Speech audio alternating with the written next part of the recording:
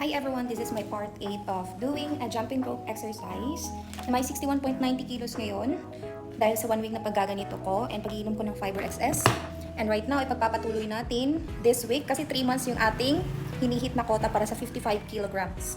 So, I'm so excited guys and tinatry ko talaga yung best ko na araw-araw kailangan parang na mindset ko yung sarili ko ba na pag uwi, jumping rope agad, ganyan.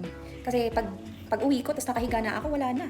So yung nangyayari, wala na akong oras na mag jumping rope. So tinatry ko talaga na i-motivate yung sarili ko na nandyan lang yung agad yung jumping rope para makita ko siya agad and gumalaw ako. So let's go guys and mag-observe ulit tayo sa 1 week na to. So kumbaga pang second week na to na pagja-jumping rope ko. So ngayon is ang hihit na natin na goal is 500 jumping per day. So sana makaya, no? Kayanin talaga natin yan kasi ginusto natin to, diba? So let's go guys. Bye-bye. Guys, grabe. Naka 400 na ako as of now. Ayan sa nakikita ninyo. So, hindi talaga siya straight. Kasi minsan, nakapakan ko yung rope. Then, start na naman ulit ganyan. So, hindi siya tuloy-tuloy na pagja-jumping rope. May pa-stop-stop talaga siya. And also, ayan. Konti na lang is magpa-500 na tayo. So, guys, kaya talaga. Mindset mo lang. Okay, let's go. Tapusin na natin to para makapagpahinga and also makainom na ng ating Fiber XS. Sobrang happy ko. Grabe. Hindi ko akalain na makakaya ko yung jumping rope na 500 times. Nasa 513 siya. Grabe. Palaktak na yung pawis ko, guys. And it's all worth it. So, yan yung ginagawa ko araw-araw.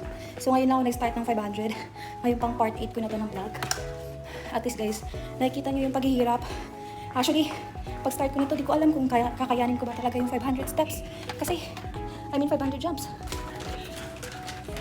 Kasi sa totoo lang, sobrang hirap. Parang dinidecline yung utak ko sa mga gawain, ganun. So, hindi ko aakalain na matatapos ko siya, guys. So, inoff ko na yung ilaw. And pupunta na tayo sa my kitchen para itimpla itong juice natin. Kalain mo yun, natapos ko yung 500 times. Bongga. So anyways, dito muna tayo. Ayan guys. Ito yung water. Ito yung drinks. Ito yung iniinom ko araw-araw. Fiber XS. So ayan. Bumula tayo ng konting tubig. Hindi ko alam pero after ko mag-exercise, ginagawa ko kasi siyang parang tubig after. Ayan. So ito siya. Color green yung yung kulay niya. And also, yung flavor niya is strawberry and apple. So, hindi siya nakakaumay inumin. Kasi meron mga drinks na nakakaumay inumin. So, everyday talaga to guys. And super kagandahan nito kasi after ko kumain, nililinis talaga yung tiyan ko. Wait lang. So, ipakitapon, please. Thank you. So, ayan na. Hari pa, oh. Ayan na siya guys. So, shake-shake lang natin siya. Naubos ko talaga to siya. Everyday, ito yung iniinom ko. Ayan, may binibili pa nga ako, oh. Isipin nyo, 63 yung kilos ko guys. 63 point. Magkano yun? 40 or 20. So, first vlog ko.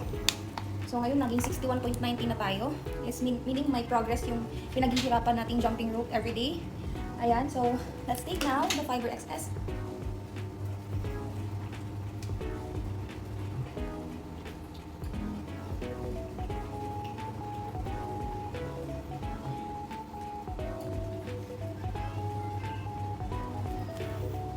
Anyways guys, may prebiotic tsaka probiotic pala itong iniinom natin. So nakakatulong talaga sa pagtanggal ng fat sa katawan. So that's it for today. So I'm so happy, naging part 8 na tayo ng ating vlog about lose weight with me. Challenge ko sa sarili to. And of course, may mga gagawin din akong challenge sa sarili ko na gusto kong i-vlog. At gusto kong makita na may progress talaga sa ginagawa ko. So next video ko sa susunod na naman is I'm planning to challenge myself na mag-ipon. Okay, yun yung i-challenge natin. Mas maganda na may goal tayo sa buhay, may ginagawa tayo. At least nakikita nyo yung challenge at progress sa sarili ko. Ayan, so may mga proofs tayo na totoo talaga siya guys. So that's it guys. If you want to watch more about my contents, okay, please don't forget to follow and subscribe on my YouTube channel, my other social media accounts. You can connect me with it. So that's all for today. Bye-bye!